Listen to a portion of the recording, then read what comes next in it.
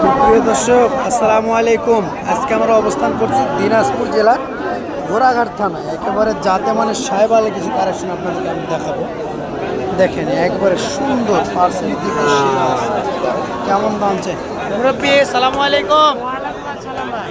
এক পিসি আছে, এক পিসি আছে যাতে মানে সাহেবাল। দর্শক শ্রোতা দেখেন যাতে মানে সাহেবাল কেমন দাম চাই একটু কথা বলে দেখি। মুরব্বী দাম কত চাচ্ছেন?